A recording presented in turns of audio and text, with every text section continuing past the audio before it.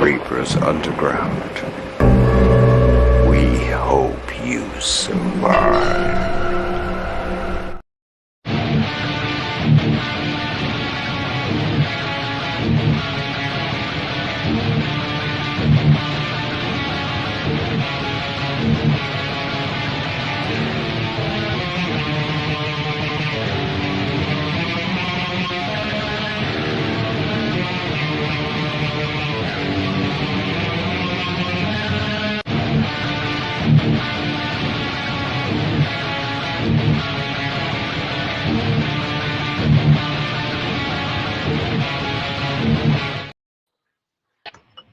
Yes, indeed, my demons. It is time for that second shot to get poured of this triple shot Reapers Underground weekend.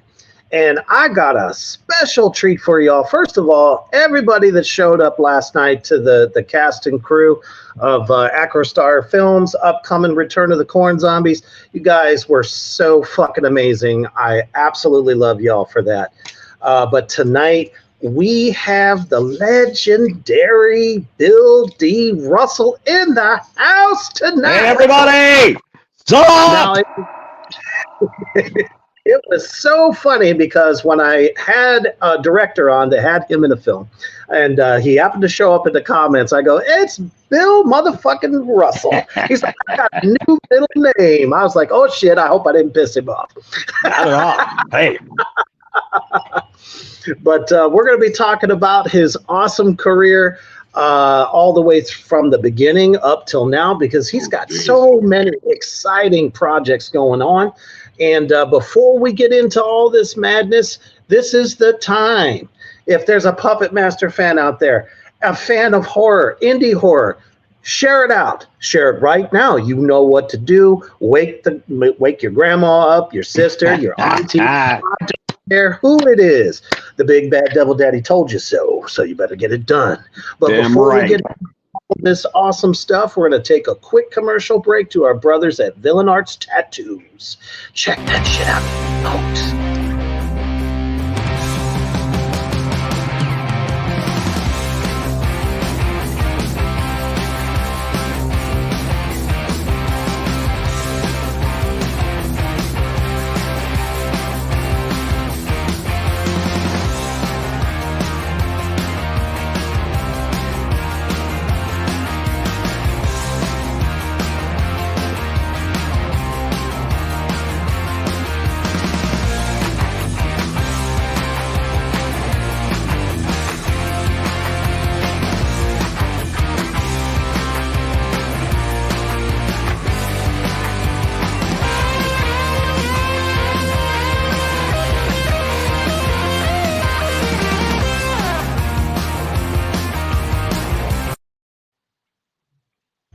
You know what to do. I tell you every single week.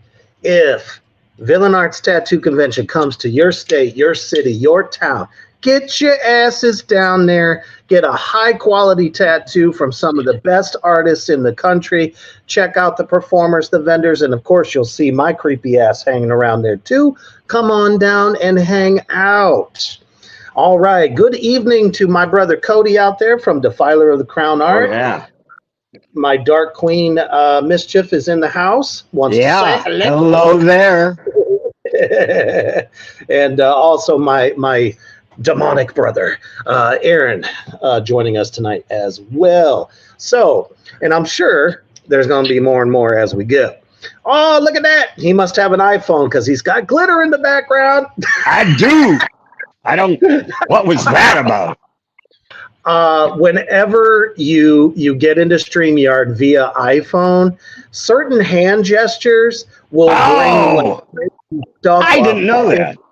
Yeah, I didn't know. I think I've only been on StreamYard one other time, so I'm not that used to the platform. Oh, that's okay.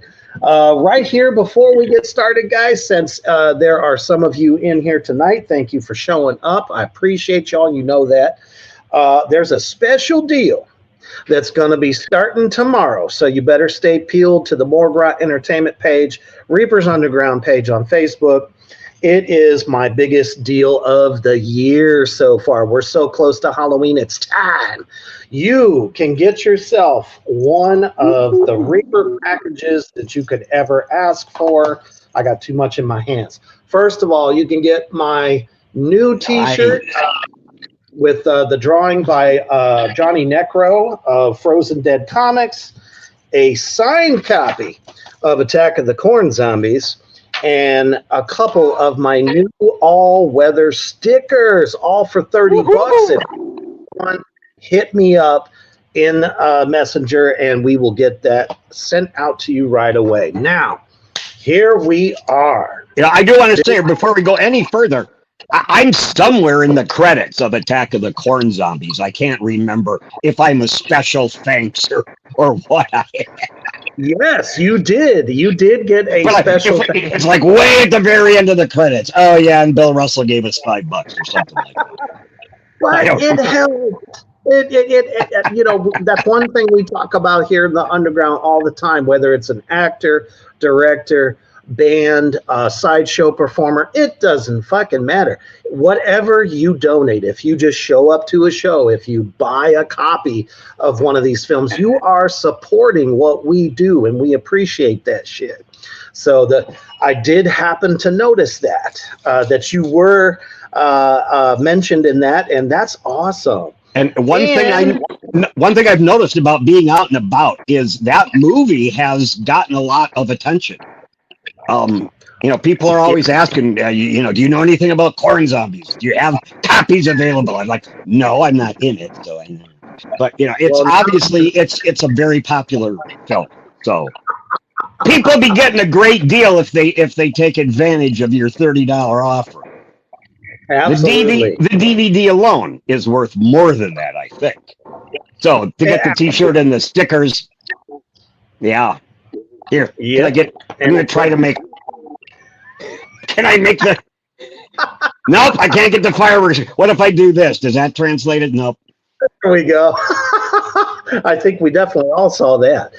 Speaking of Johnny Necro, who designed this beautiful T-shirt, is in the house. He says, "Dr. Death Horror Adorables almost finished." So, as a matter of fact, he's going to have an artist rendering of that. So. Definitely be looking out for that. Tyler, what's going on, brother? Mel Heflin is here. Mel, hey, hi. So the gang is all here. I mean, one big, happy, functional family. Yeah. Yeah, Daddy. Let's get it down to the fucking nitty gritty of this, man. You betcha. How did your journey into the dark underworld of horror begin for you? Well, it started many years ago. I grew up with a fascination for the genre, certainly as a kid. And you have to remember, I'm very old, so I predate satellite TV and cable and any sort of physical media. The only way you could see a show is if a theater happened to rerun something or it was on the TV late show. But thank goodness the channel I lived in rural Wisconsin. We couldn't even get many. I think we got 3 TV channels when I was growing up. But they loved Hammer. They loved Hammer and Universal Films. And that was on the late show like all the time. And a lot of Ray Harryhausen films. That's where I first saw, Jason and the Argonauts and the fighting skeletons and the stop motion animation. I loved that stuff. So I grew up reading famous monsters of the film-land and, related stuff like that. Creepy Magazine, Vampirella. It was just never... I never, as a kid growing up in Wisconsin, you don't see yourself as that's a career path for you. Oh, I'm going to be a horror actress. Right. Aaron says, I love Ray. He was next level. Oh, yeah. Absolutely. Absolutely. Yes. I mean, Hammer has touched probably every corner of this country. It was just one super, super special horror productions that put out some of the most memorable films. And I talk about it all the time on the show. I was born in 76. Yep, I said it. So, I mean, I would get up on a Saturday morning, eat my cereal, watch the cartoons for Warner Brothers, you know, Bugs Bunny and those. And then at noon, that's when the great monster movies would come on with super hosts. Right. Cool. And of course, you always had Son of Ghoul on Friday nights to show you freakier stuff like, you know, Grizzly and the Abominable Snowman, all the great creature features that I always loved. Yeah. Right on. All right. So what kind of what led you further on this journey? Well, then many decades later, this is the only ink I have right now. I need to see your tattoo friends and get something more. It's a labyrinth. It's nice. like that's my life. It's been this circuitous journey. So really, comedy was always like a big love for mine as a kid, and I grew up an outcast misfit. But you know, I got picked last for everything. I was one of those kids. So you develop a sense of humor and a love of comedy as a defense mechanism. So even though I loved the horror genre, it was comedy that I sort of felt was my wheelhouse to embrace. So I ended up doing. I was an improv and sketch comedy performer in Chicago for many, since I made my debut in the Second City Children's Show in 1983. And I've done shows at IO Theater, which back in the day was Improv Olympic, and at Second City. And then right before the pandemic for several years, I was performing at the Comedy Shrine in Aurora, which unfortunately no longer exists. The pandemic got it. Yeah. That's unfortunate. It's a long and sad story. Trust me. Oh, yes, definitely. I mean, the pandemic screwed some of the most iconic places for all entertainment, to be honest. Johnny says, horror comedy shaped my career path early on. Hell yeah. You know, Bruce Campbell. Right. I mean, we had a wealth, I always kind of floated between Bruce Campbell, John Candy, Steve Martin, Eddie Murphy, early on in his career. Oh, he just, and then of course, Saturday Night Live, as we got into the 90s, you had your Jim Carrey and Chris Farley, all those guys. I understand exactly. I knew Chris, not real well, but we both worked in the same circles in Chicago theater. He was an awesome guy. I mean, at that time, it was him and Steve Carell and Amy Poehler and Andy Dick was around. There was just this wealth of talent that I was fortunate enough to be around back in the day, back in the 80s and early 90s. That's amazing. I mean, and laughter was definitely a defense mechanism for myself because I was always the kid. And then all of a sudden I turned into a giant and everybody left me alone. So, okay. So what was that? I mean, obviously, like you said, you had a hell of an experience with all those amazing comedians as well. So what was that like for you? It was a frustrating time it's like there was a lot of really wonderful and exciting things that happened, and then I worked for the Chicago Tribune for almost 30 years. That was my full-time job. So when I started doing Improv Olympic, I was working full-time and then at the theater pretty much every night and on the weekends. So it became very draining, and like many improv comic, I drank heavily for most of that time as well. That all takes its toll. But it was a fun time, an exciting time. It's so much. If you go to IO Theater now and take classes, they're nothing like. Del Close was a crazy man.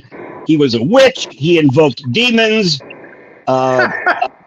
He was a member of the Psychotronic Film Society of Chicago. He was a priest in the Church of the Subgenius, which was like a satirical religious organization. And he was in the remake of The Blob. He was actually in one of the earlier Blob movies. But then in 1988, when they remade it, he played a priest, a Catholic priest, in the movie. And I always remember he came in one day after he'd been on set, and he's cackling as he had this wonderfully evil cackle. He's like, "Yo, guys, you won't believe what I did today." "What'd you do, Del?" "Well, I had to film in my priest outfit, so I wore my pentagram underneath it just to give myself something a little extra." But we didn't have classes so much; they were workshops, and he would come in and like tell these long rambling stories, and then at some point Del would get to he was a very heavy pot smoker, and he'd get to the point where he'd say, "Well, the other night I smoked a shit ton of weed, and I thought, wouldn't it be fucking cool if we did this?" And whatever he'd thought up when he was stoned, we would get up on stage and see if we could do it or not. So it was very different from what that scene is like today. It's like, and Del directed at Second City. Del directed the company when it was Bill Murray and John Belushi and Harold Ramis. And when I worked at Improv Olympics with Del, the troupe I worked with, one of my troupe members was Joel Murray of the Murray family. His brother Bill would, be around once in a while hanging out. We spent a whole afternoon actually with Bill Murray and Sidney Pollack, like workshopping a film that never got made, but they were having trouble with the script. And it was Bill and Brian Doyle Murray, Jamie Gertz, C. Thomas Howell, Bud Cort. And we were all just like improvising on stage, trying to come up with the script for these guys. Oh, man. So that was like, and of course you didn't have cell phones, so you can't record all. But yeah, right. it was a very fun time, and I'm glad I had that experience. I mean, it transfers so well into film, period. Especially, the indie world of horror, because I mean, there is some very awesome comedic, aspects to it that I think people love so much. And that's what mainstream media, film today is missing. Yeah. There's that magic, that spark. So, and I'll point out, at least from my perspective, and I think a lot of others, what we were doing with Improv Olympic is what is called long form improvisation. It's not like whose line is it, where you're just doing these fast games and getting laughs. We would do like a 40 to 50 minute set based on a suggestion from the audience that at the end of it, hopefully made sense. It was a story. It didn't necessarily have to be funny, because oftentimes the comedy came from the actors on stage make a discovery and the audience makes a discovery with them, and the reaction is to laugh. If you did that again, it wouldn't be funny, but because it's a discovery happening in the moment, there's something extra to it. So Del's idea was he wanted to be able to improvise a one-act play. Didn't necessarily have to be comedic. And oftentimes, I remember doing an improv scene with Susan Messing at the Annoyance Theater about me dying of brain cancer, and she needed to get my signature on her homework. So it's a very serious matter, but we found the humor in the real life situation. And there's nothing wrong with dark humor. I mean, I think hell all no. of us No. At Great Universe know a little bit about Reaper's dark humor. This is a place where people laugh, and it's a great way to, I don't know, self-medicate on some of these long nights. And that's the beauty of film, and laughter's good medicine. It is truly the best. As a matter of fact, Aaron says one of the things I loved about the movie Wolf Cop was the humor. I mean, it was like over the top hilarious. So, man, I have to see that one. Oh, trust me, it's worth it. We did a whole episode of the horror barbecue on it that I think you'll absolutely love. It's got clips and everything. So. All right, I'll check it out. Sweet. So you're doing this amazing work. So how did this kind of catapult you into wanting to get into? I believe did you start in commercials first, or did you do a feature or a short or something? Well, during that period of time when I was in the first few years that I was doing improv and sketch comedy, I eventually got an agent and started auditioning for, it's commercials, films, what they call industrials, which is like when you make the training video for the people at W.W. Granger. I'm fantastic. I'm not in SAG anymore, but I got into SAG originally. This is back in the 90s, doing industrials. Wow. Which nobody's ever going to see them other than somebody learning how to do proper communication skills in the workplace or whatever. And the film work. I mean, I was a background extra on Home Alone, the airport scene where Catherine O'Hara's at the counter saying, "My son is home alone in Chicago," even though we were in Chicago. There's like the crowd walking back and forth behind her. I'm one of those people. And we just kept walking back and forth behind Catherine O'Hara. I was Tom Sizemore's stand-in for the scenes shot at the Field Museum for The Relic. Oh, I love that film. Yeah, the scenes with him and Penelope Ann Miller. I did the camera walkthroughs, and then he'd come out and I'd say, Here, start here and walk to here. And he'd say, "Thank you, Bill. I do appreciate that." That's awesome. I had things like that. I was a referee in a movie called Wildcats. You watch the movie, you won't see me that you'd recognize, but I got to work with Goldie Hawn, and she was amazing. She was just like the nicest, most down-to-earth person. So I did, as far as film work, that's really all I was getting. I had a couple small parts like on recreations of America's Most Wanted and Unsolved Mysteries. But commercials were really what I started to get into in the 90s. Primarily the infamous Blockbuster commercial. Which I got to see, by the way. Yeah, cool. Yeah. That's an awesome one. Because I'm so happy that that's had a resurgence, that it was in the last Blockbuster documentary. Anytime you see like a nostalgia article online, it'll be in there. At least people know I didn't just wake up 5 years ago and say, "Oh, I think I'm going to be an actor." Right. I've been doing this for a while. Exactly. Ann, how's it going? Ann Myrna in the house. Ann. And that's one of the things that I really wanted to show the Morgrat universe is just how much you have done.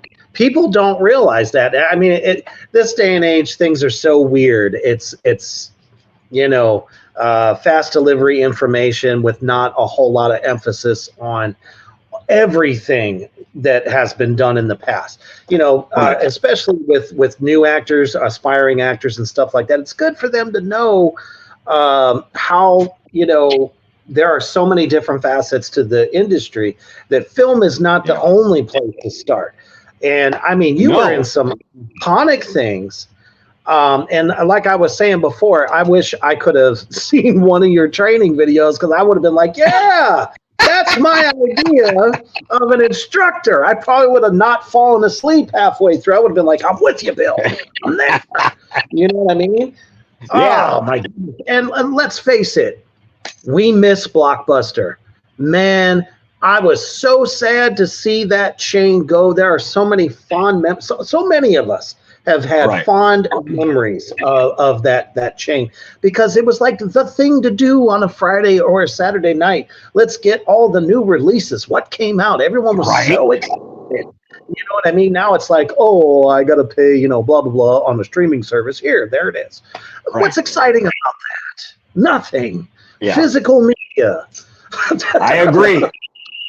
And I'm still a big fan of the movie theater. If I can see it on the big screen, I am a happy man. Thank goodness there are still places that do that, that show. Oh, yeah, definitely. And there's some that on certain days, they're not trying to take your entire income Right. for a month just to watch it.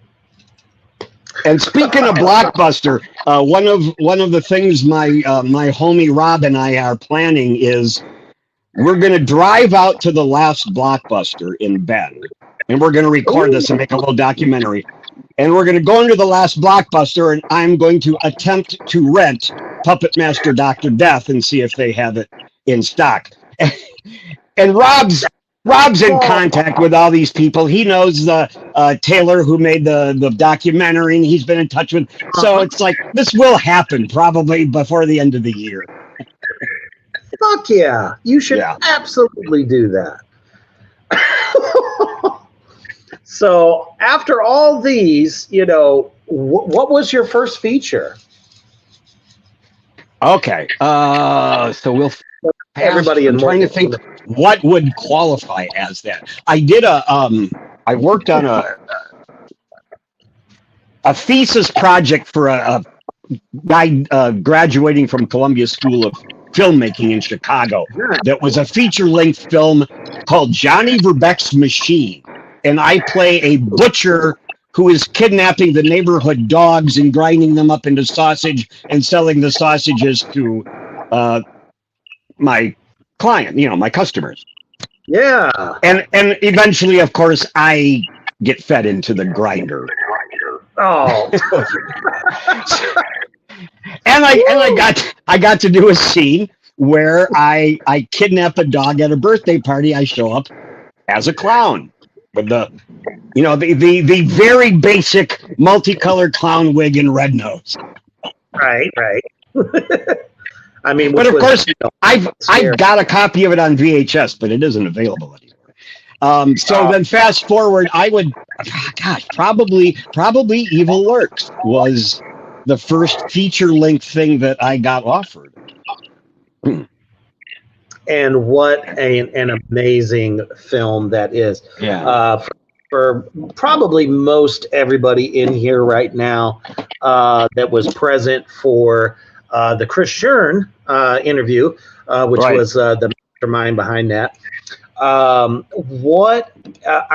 Your scenes in that film, they stand out. They just make the film so much fun. It brings a little bit of that factor. The creep. You were there. the creepy factor, of you and the younger cast member. Yeah. Savannah. I'm always forgetting her name. Dang it. But thank you for that. And that scene there, it was so back and forth, so quick-witted, so believable. And then, I don't want to give too much away about the film, obviously. Right. Why don't you tell everybody a little bit about your character in that film? And my character, I was basically cast as the so-called comic relief in the movie. I had to replace another actor that had to drop out for I forget what reason, but and I know Chris told this story last week. And Joe DiBartolo recommended me. I sent in an audition, and they liked it, so they used it. So I play kind of a neighbor best friend of a man who's he and his wife have adopted a young girl who was the daughter of a woman who had been taken advantage of by a therapist. Right. Anyway, I have an inappropriate crush on this 14-year-old girl that is the foster daughter of my neighbor. Right. And yeah, and then she takes advantage of that because unbeknownst to me, she's possessed by a demon, and she comes over to me and wants me to kill her parents. And that exchange was I tried to kill them. Right, you sure did. And as a matter of fact, I know we had shown it before, but I'm going to go ahead and show that trailer again. Okay, cool. For evil lurks there. Johnny says, just realized you two almost look like you could play relatives. Hint, hint, hint. I know what you're talking about, brother. For me to work with the great Bill D. Russell would be an honor, a privilege. Well, likewise. I mean, most deaf. But let's definitely check this one out. I'm just going to make sure I know exactly where it's at. Oh, nope. Actually, I don't have one. I have the other one. My bad. So actually, we can pin that together because you're currently involved with another one of Chris Chern's creations as well. Let's talk about that one a little bit. Correct. Vic Effect is what it's called. I couldn't convince him that the title sucks because I don't think it tells anybody about anything about the film. You have to explain it. Well, Vic is her name, and the effects is, but it's Chris's movie, and by the time it comes out, everybody's going to know what Vic Effects refers to. So it's all good. I honestly say at the first look, I had no idea what it was going to be about. It's like Vic Effects. Thank God, though, for that poster, because you can tell something's going on in that poster. Oh, yeah. So I play a filmmaker, sort of like a Wes Craven type of, an infamous, or Tobe Hooper maybe, whose movies are known for the very eerie sound effects and soundscapes that come with them. And my long time, they're called Foley artists, the people who do the sound effects for a movie. My longtime Foley artist passed away, and I come to a young woman played by Amanda Winston, who is an up-and-coming Foley artist, and I asked her to come and work on my new horror film, and reality and filmmaking begin to blur, and it's like she becomes part of this movie. But yeah, if you I think I really like the trailer. I think the trailer does a good job of setting up what this is going to be. Exactly. And we'll talk a little bit about it after I go ahead and roll that one, since that's the one I got. So sorry about that. Here we go. This is Vic Effects. Check it out.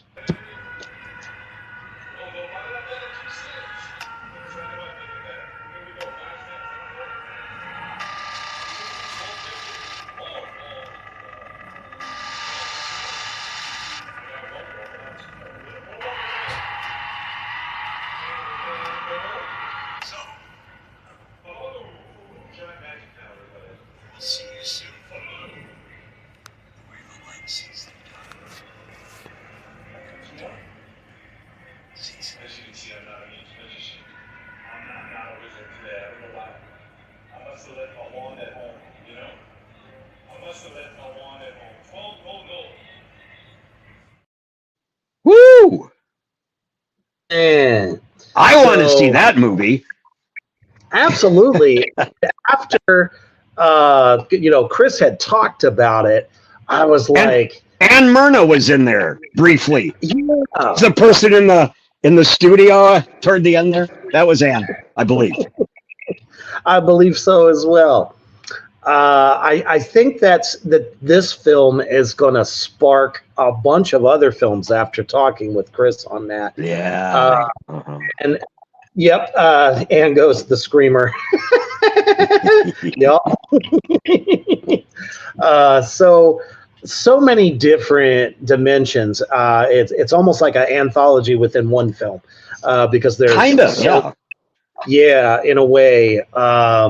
So I'm very excited to see that one come out. And here at Morgrot Entertainment, we will definitely keep you up to date on the progress of when that may come out in the future.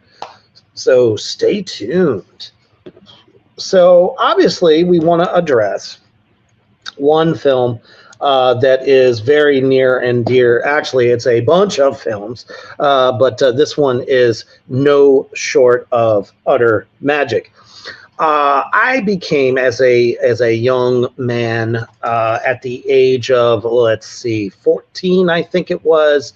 14 or 15, when I first became acquainted with Radu, the great vampire of Full Moon Entertainment subspecies. I know some of you there know what the hell I'm talking about. Full Moon Entertainment has been synonymous for not only that franchise, but the Puppet Master franchise as well. And so exciting that they gave Dr. Death his own film. So this is pretty much standalone for this particular character. So how did that come about? You mean them deciding to make a standalone? I have no idea how that. What's that? How you got involved with it? Oh, wow. It was pretty unexciting. There's several casting platforms, and you should be on them if you're not, Steve. Actors Access is one of them, and that's like one of the main ones that filmmakers will post breakdowns of films they're making, or your agent will get you your audition through this platform. Anyway, it was the second time I'd responded to one of their audition notices. I'd done a self-tape a few months earlier for the latest Baby Oopsie movie. Didn't hear anything from that. So then I did. They posted the notice for Dr. Death. I sent in a self-tape of one of the characters. Then I had a callback Zoom with Dave Parker, the director, and he had me read for a second character. And then when the casting director, Jessica Hughes, emailed me and said, "We're offering you a job," it was for a third character. So I thought, that's kind of interesting. But even though I have limited screen time, and I have a lot of screen time, When I had this epiphany, okay, I'm going to try to promote, because Puppet Master has an audience, I'm going to try to promote myself that way. Sure. Oh, good. Now I lost. Where was I going with that, Mr. Reaper Man?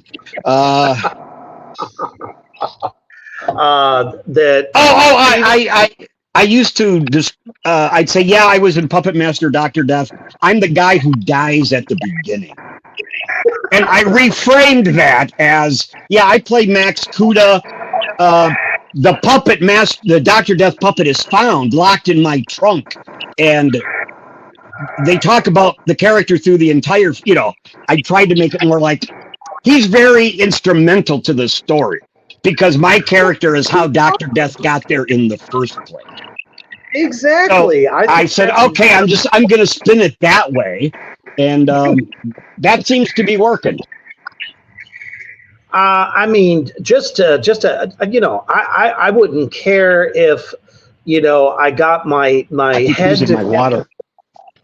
Oh, no worries. I wouldn't care if I got my head decapitated, at the beginning of a Full Moon Entertainment film, just to say that I was the son of a bitch. If my head kicked off, I'd be like, I've arrived. I've said it for years. If Kane Hodder ever wanted to take a machete, just cut off one of my arms or something, and I fall down like a little bitch, please, let's do it. Absolutely. So don't sell yourself short, man. I mean, the film is fantastic, and there's one thing that I think. I don't know. You might know this as well. Obviously, you've been in the business a very long time. There are a lot of directors that look for people that can die believably on camera. It does take talent. And I honestly feel you nailed it. But, we're definitely big fans of the film here at Morgrad Entertainment and all the addicts out there in the comment section.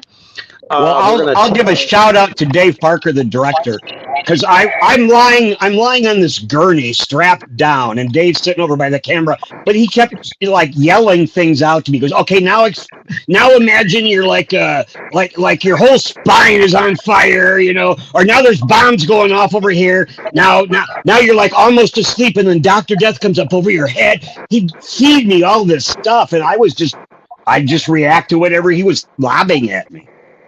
That's So, awesome. At least you can go. It was a much better scene than if he had just said, "Okay, scream for 2 minutes and die." He was amazing. It's not like you were going, "Oh, help, Tourette! This is terrible."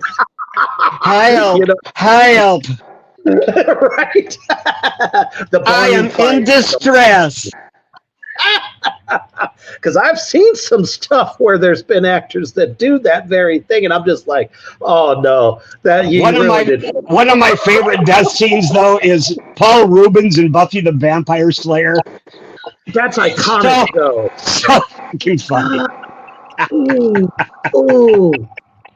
Yeah. But I mean, it was perfect because that's how it needed to be. Absolutely.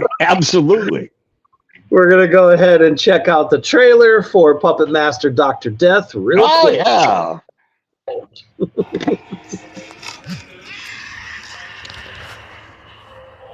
Our residents passed away last night.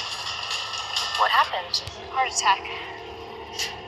Generally, I like to ease the new staff in, but these things, well, they happen. Max had no living relatives. So then what happens to all this stuff?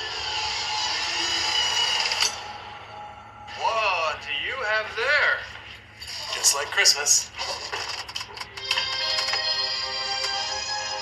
Having served his country in World War II, Max led an illustrious life. Would anyone else like to say something about Max?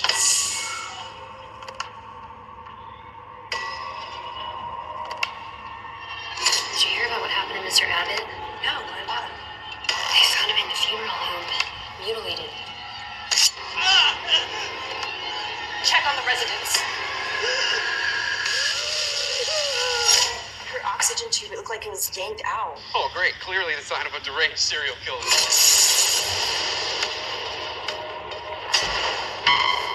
It's okay. You're safe. Do you remember anything of what happened? I know what I saw.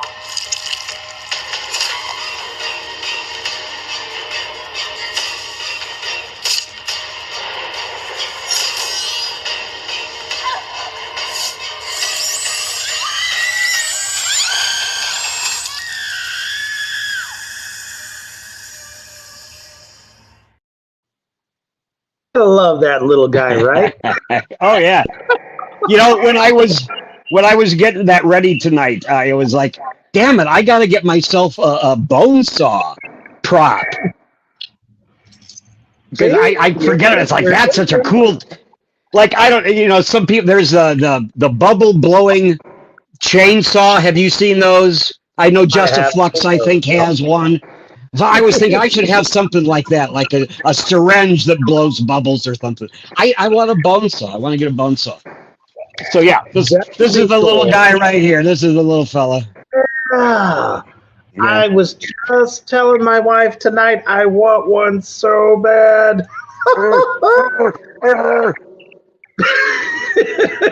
I need one. I need one of those in my life. As long as it has your signature on it. Oh yeah, well, that's what I do, and I do that already. Nice. So. This is my practice one. This is the one where I practice signing shit. How pathetic is that? It's like what you did when you were 12 years old. Remember, you'd practice your autograph instead of listening to the teacher. At least that's what I did. This is how I'll sign my name when I'm finished. And I'm still doing it. I'm still doing it. Wrong with that? That's how self-absorbed I am. And I'm proud of it. I mean, I wanted my signature to stand out too. Mine's a little bit simpler. I just add like a little something in there that makes it unique. But other than that, which is that's the thing to do, is give it your little whatever, that little bit of flair that is like that's Reaper's signature right there. Right. That was just awesome. So I mean, you've done so much awesome stuff, and I absolutely love the fact that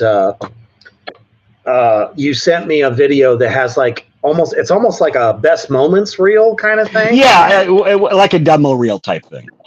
Yeah, which we'll show in a little bit here. It really kind of shows so many dimensions, to everything that you do. And I had no idea that you were in Acrostars. They Came Back from Somewhere. Mm-hmm. That was such a pleasant surprise. That was such a fun role. I really enjoyed the hell out of it. Absolutely, it's such an homage to those classic, black and white films, sci-fi style, but they're so tongue in cheek at the same time. The flying saucer, the craze movies of the 50s, most notably Plan 9 from Outer Space, and I was a Teenagers from Outer Space was another one I think was a big influence on Steve. Steve Herman, the writer. Did you see the first one? It Came From Somewhere. Have you seen that one? No, I have not had a chance. I totally want to. Are you familiar with Plan 9, though? Are you familiar with that movie? Oh yeah, absolutely. I am.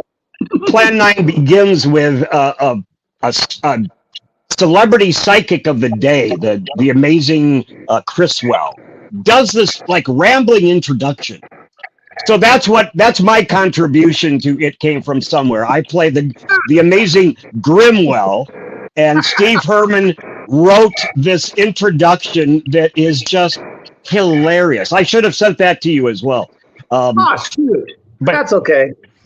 But yeah, so they're companion films. Right, exactly. Anne says, "You got to be mean to me." Yeah, I did. I poked her in the chest with my scepter. How many know people what I mean? They did that, Right. Oh my goodness. Hey, Sydney, what's going on, Sydney? Oh, yeah. I think we just became friends on Facebook like today. Awesome. Anne says that sounded crude. It was intentionally sounded crude, Anne. Anne knows me better than that. It's a little spicy, Bill. It's a little spicy. Yeah, that's Anne. That's Anne right there. Sydney said, "We did." Smiley face. Who, as you may or may not know, is one of my co-hosts on the goddamn program on Saturday nights. So glad to see that she's been following cool people like yourself. Right. The more support we have from everyone, I mean, it just makes life, so much more. Well, and that's the thing to me that is wonderful about getting involved in horror movie genre is just that entire community that exists out there. You don't have that in any other genre. I mean, the closest I can think of is, there's a comedy community, but it's not anything like the horror community. Certainly not as supportive, that to me, that's been huge. Yeah, from doing the Villain Arts conventions, the tattoo community is awesome because there are a lot of horror fans, but I'll tell you what, not like a full bona fide horror con. That is where you really get to see just how much people love everything that we all do, no matter what level, whether they were, classics from back in the day, to especially indie film, and they love physical media. Like that really means something. Absolutely. And it's so great to see that is still happening because And It's I do. almost like- I have copies of They Came Back from Somewhere available, DVDs when I'm at conventions. Awesome. So, yeah. You heard it here, Morgrotten Universe. If you want to get some copies of some of the stuff Bill has been in, check him out at a HorrorCon. Don't worry, we'll be doing shameless plug a little bit later so everybody know where they can find you. Sure. And as I understand it, there's a lustful role that you to play, because I sometimes Got a lust for Loomis. right. Usually I ask, what's your favorite role, or what would be the role of a lifetime for you? So let's talk about your lust for Loomis for a second. Well, I saw Halloween in a theater in Chicago when it in its initial run. So I go way back with Halloween. But just I know, right?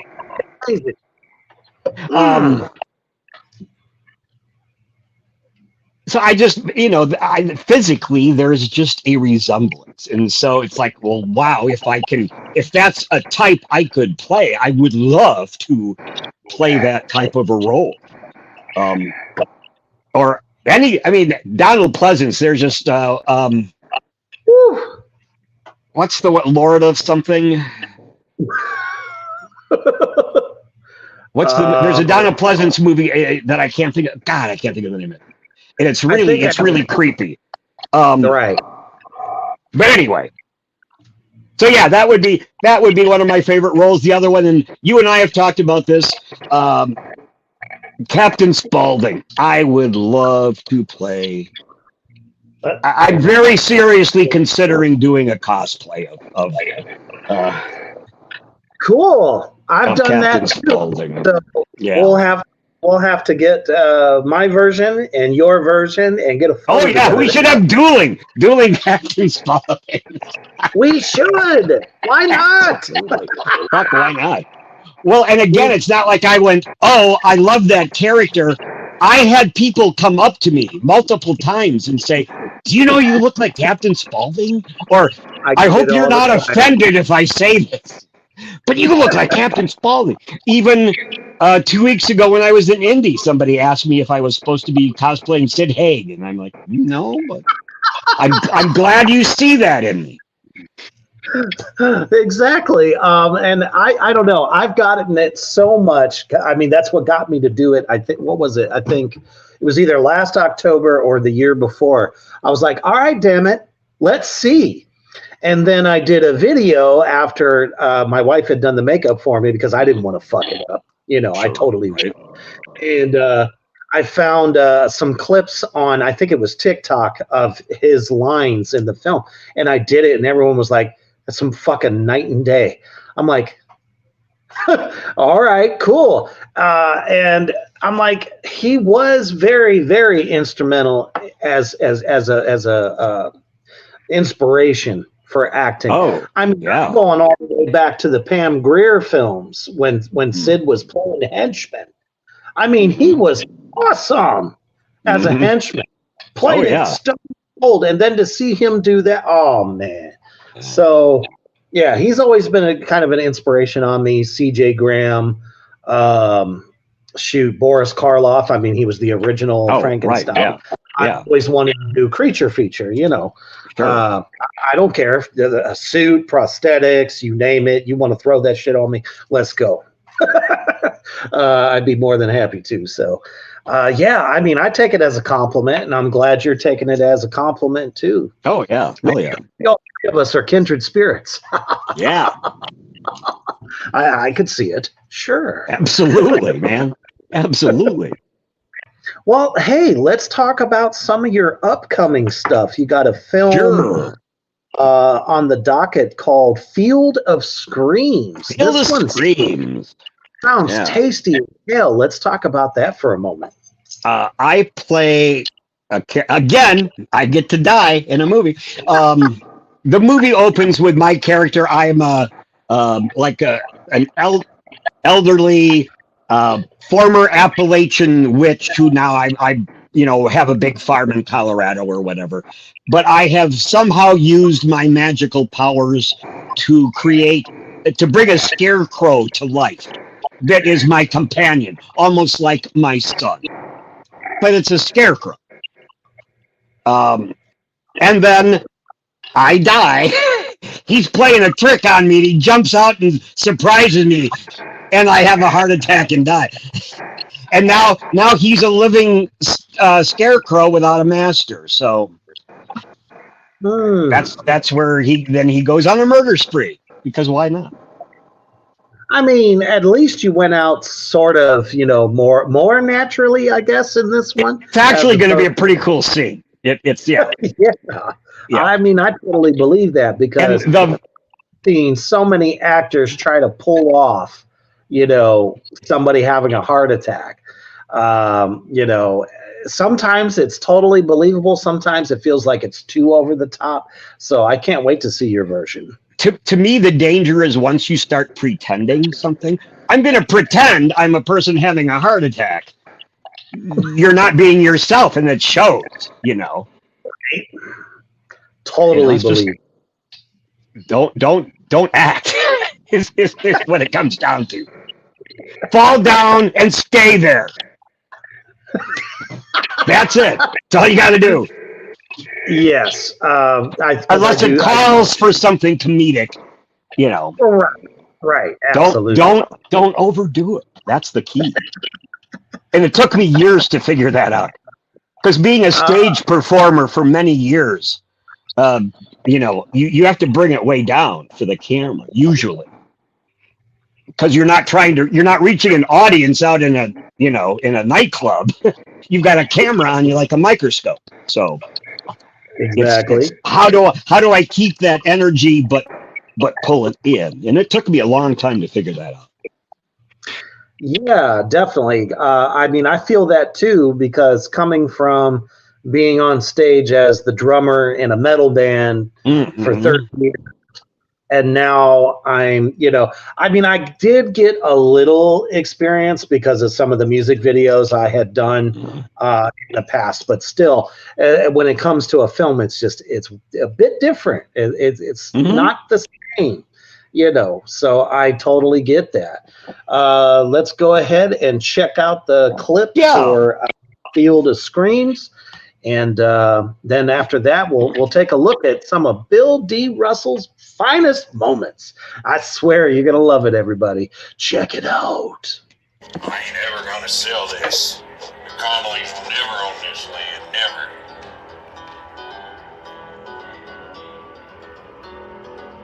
Good thing he finally kicked it. I was getting ready to kill the old man myself.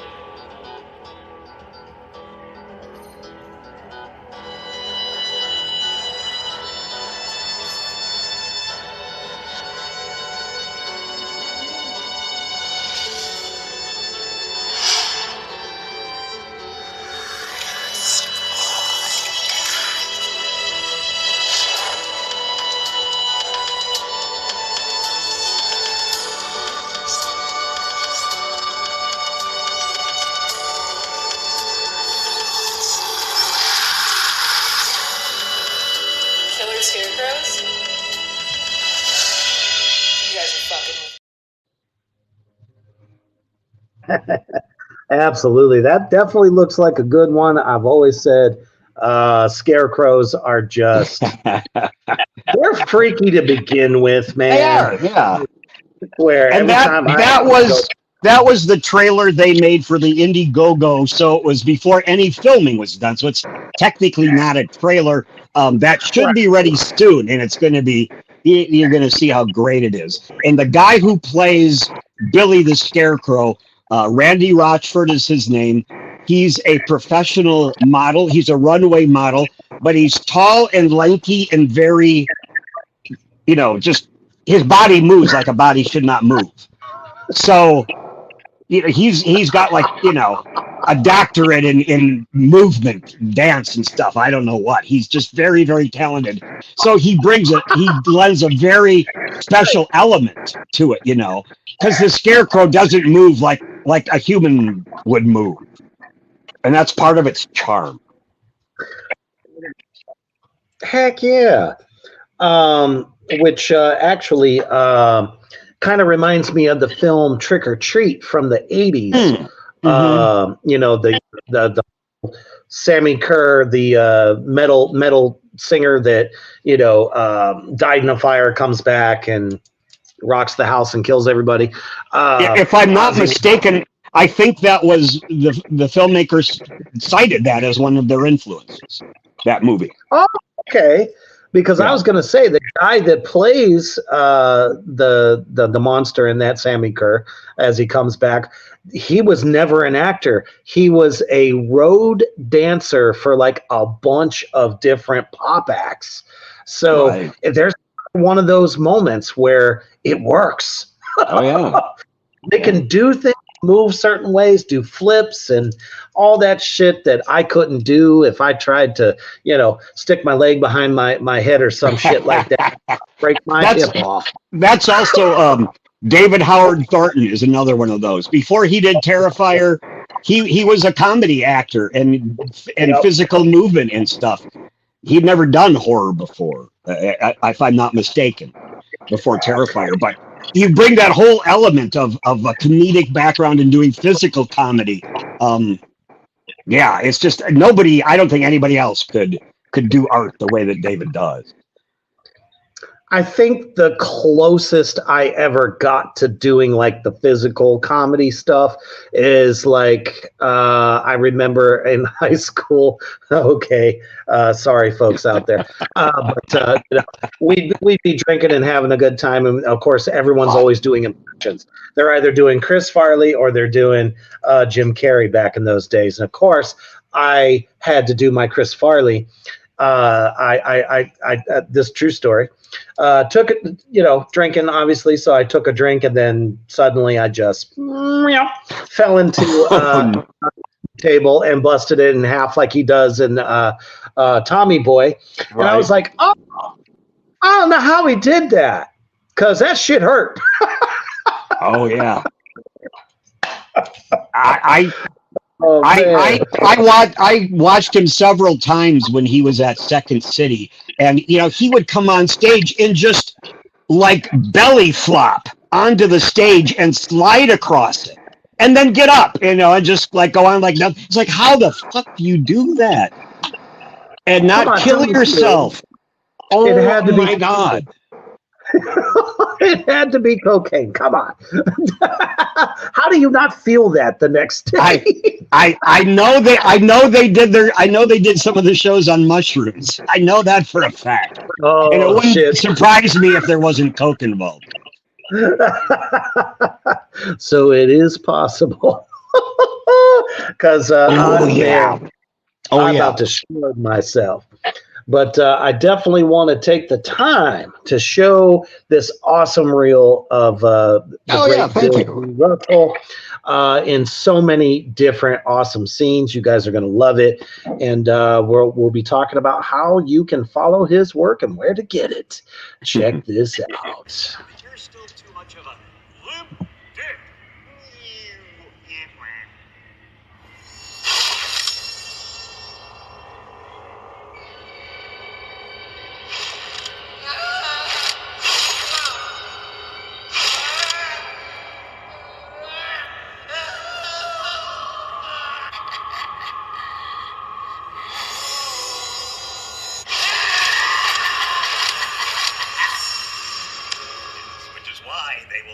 The perfect slaves in the Gorku Caves.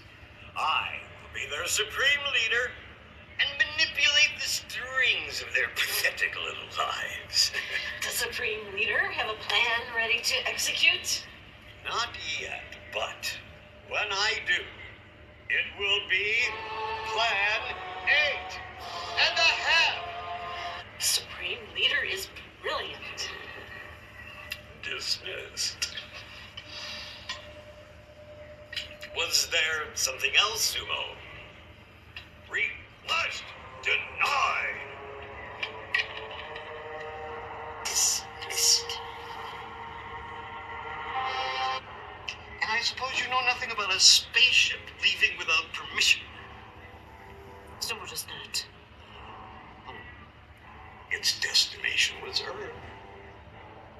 Supreme Leader wants you to bring back 2 human specimens for experimentation.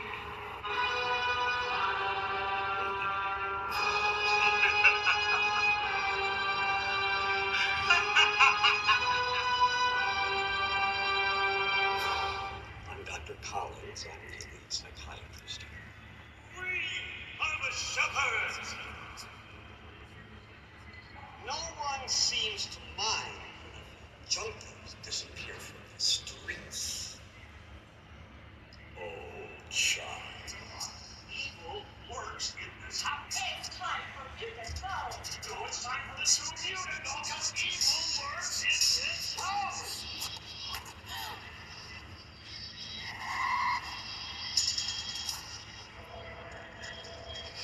Evil works in this house.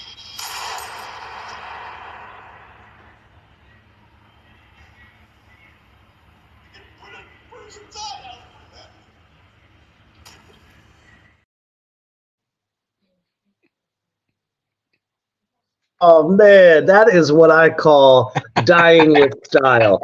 And I love it because you get the dad first in Evil Lurks, right?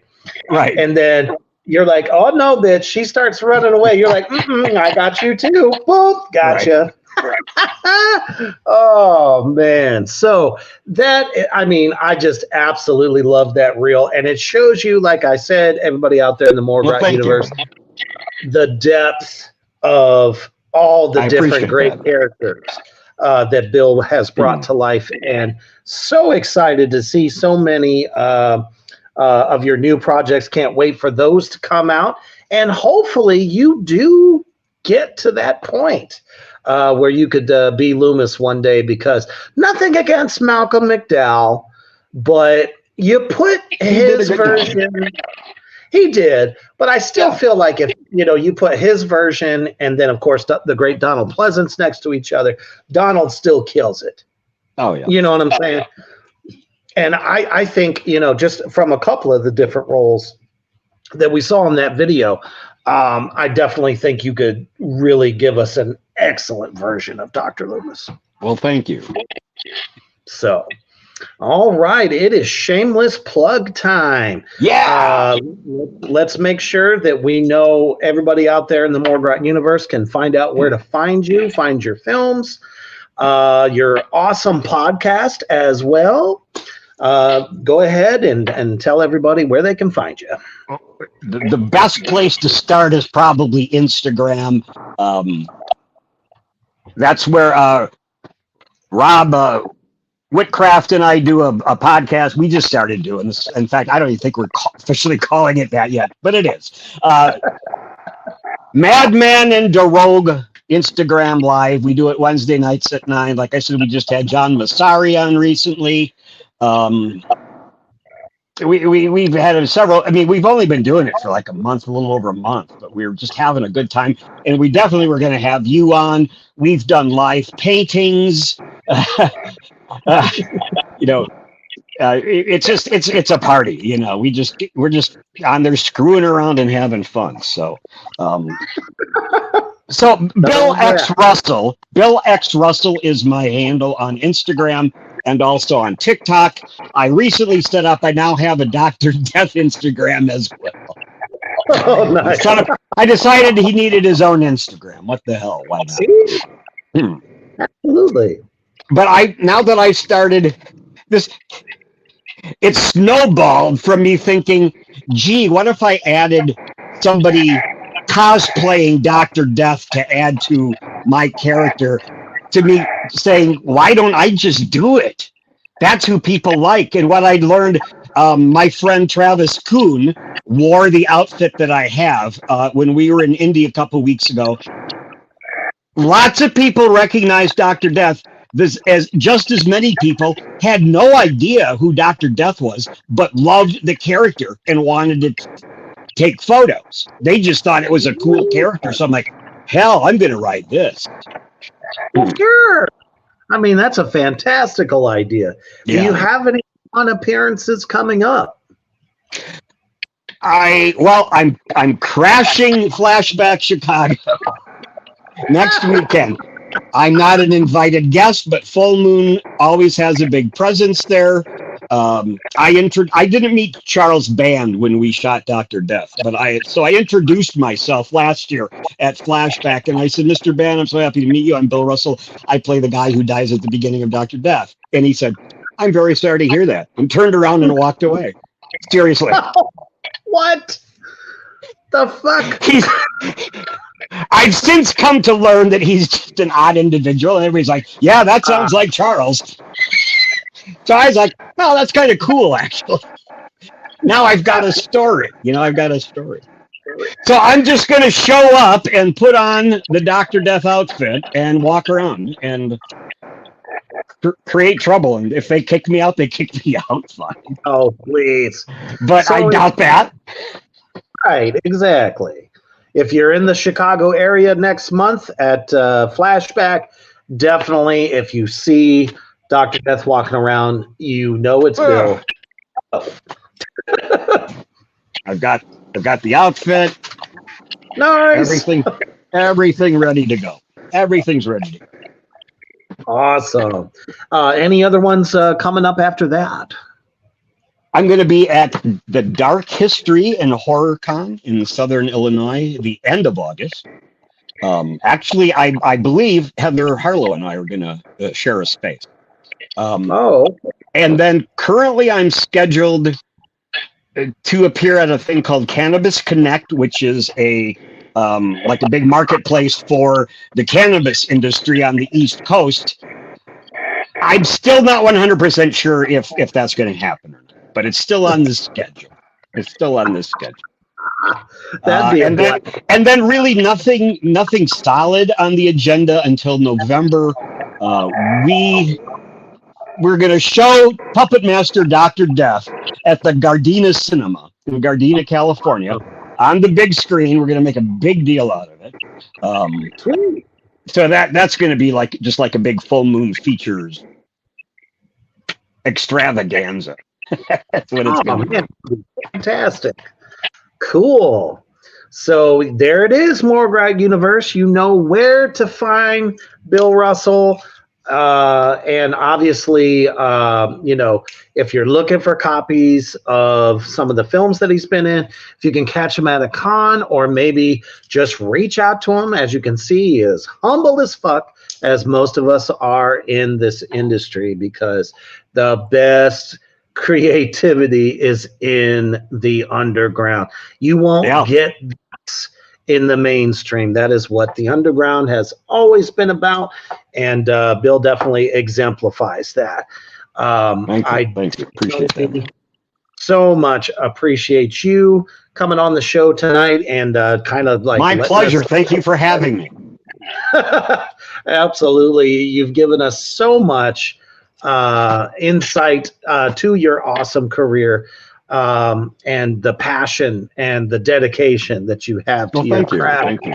And definitely all the awesome people that showed up tonight, not only my viewers, but some of your colleagues as well. And I just think that's a testament to the good work that you're doing. Well, thank you. Like I said, we can't wait to see some of the upcoming projects that you're involved in. And once you start following Bill, you'll be able to keep up with all of that.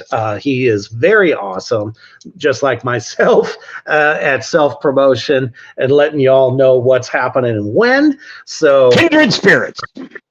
That's right.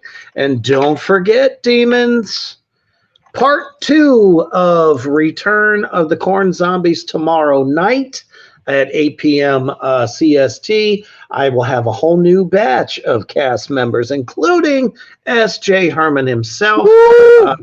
We'll be talking about this sequel, and I get to see who I get to eat in the fall. So, again, thank you so much for sitting down with us here in the underground. Always my pleasure, man. Absolutely. Always keep one foot on the ground and one in the fire. And most importantly, when you see Dr. Death, say, stay heavy.